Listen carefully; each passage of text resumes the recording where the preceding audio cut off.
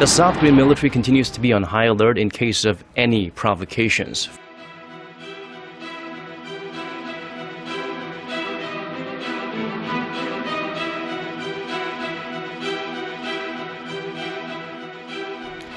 Due to North Korea's increasingly provocative actions, the South Korean military is reportedly looking at expanding research into building its own nuclear-powered submarines.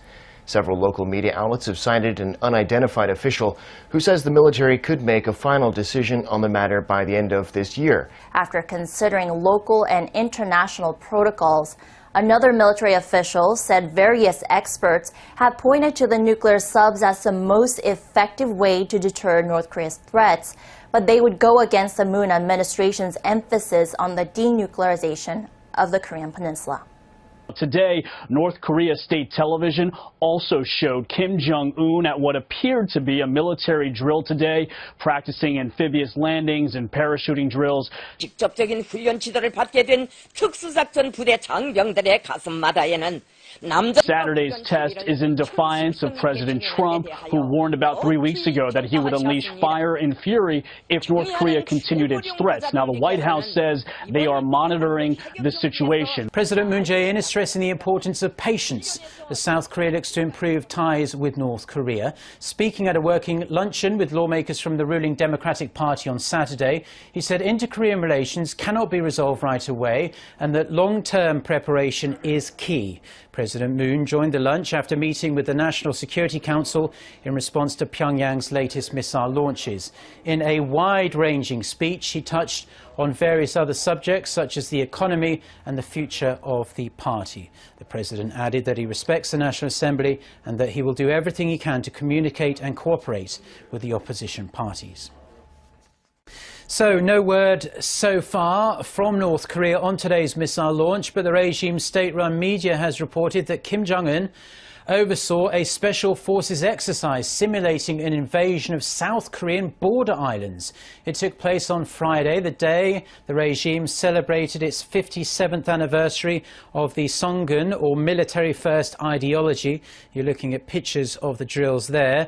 The exercises included land, sea and air units attacking a target, simulating the South Korean border islands of Baekneung-do and Yeonpyeong-do. Kim is said to have been satisfied with the drills and called on the forces to be ready to occupy Seoul and South Korea in one go. North Korea did in fact shell Yeonpyeong-do in 2010, killing 4 South Koreans, which led to Seoul significantly increasing its military presence in the area.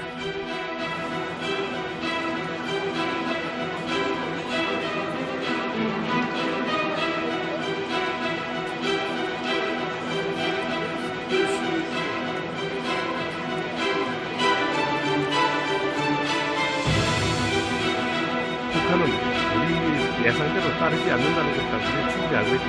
그래서 뭔가 틀릴 것이다 했는데 아니나 달라 여기서 다르길래 그럴 줄 알았다. 그러다 보니까 우리도 이제 뭐 전쟁이 난다 안 난다 그런데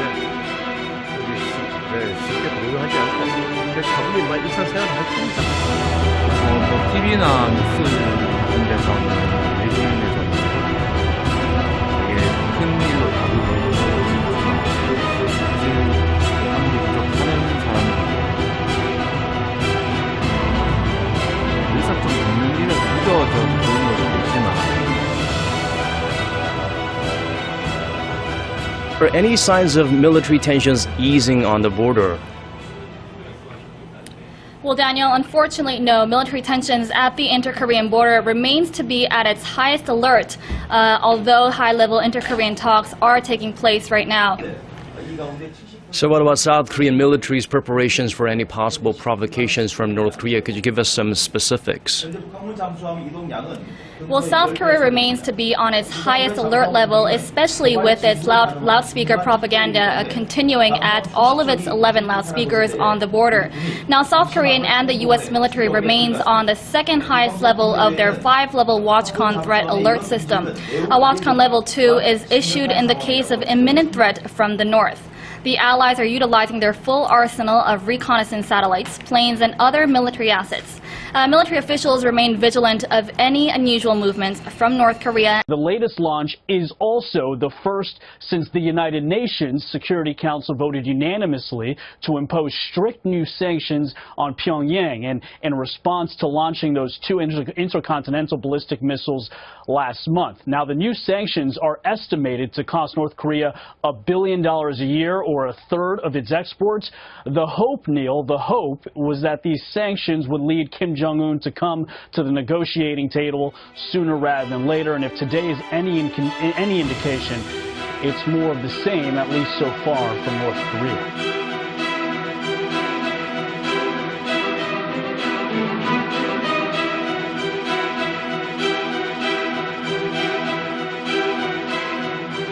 Well, look, we had a graphic up during the hit just now in which we showed that these missile launches are sort of the norm now. And I would say that if this were an ICBM, you'll see that's 13 missile tests and 21 missile launches, on par to what we saw last year.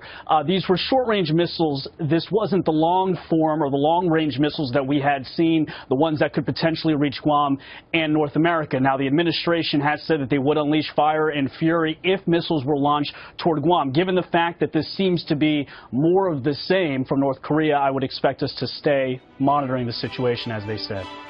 A photo released by North Korea's state media is turning heads the world over. It shows the regime may be close to completing a new type of submarine-launched ballistic missile.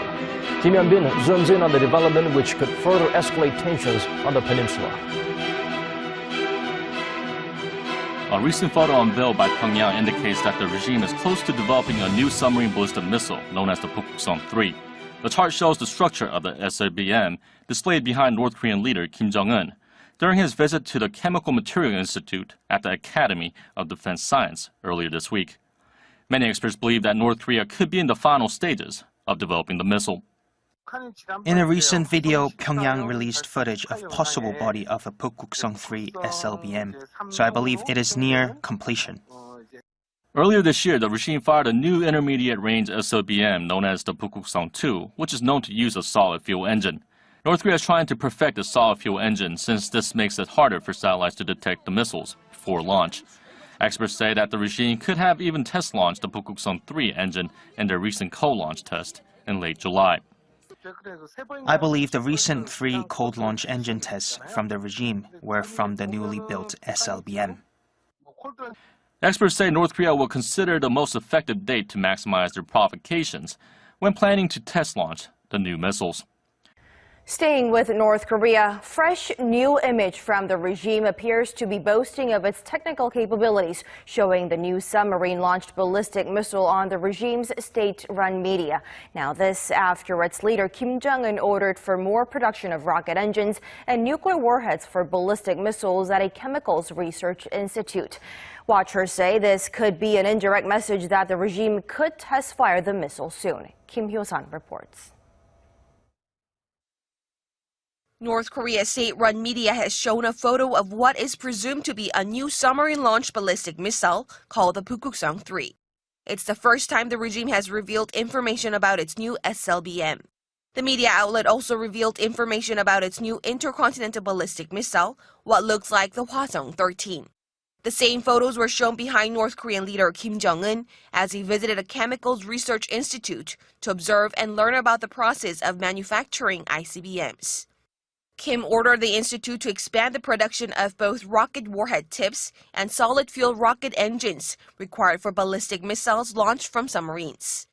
As the U.S.-based North Korea monitoring website 38 North recently said satellite images show Pyongyang could be preparing for a new SLBM launch, pundits say the photo can be perceived as an indirect message that its test launch could be imminent.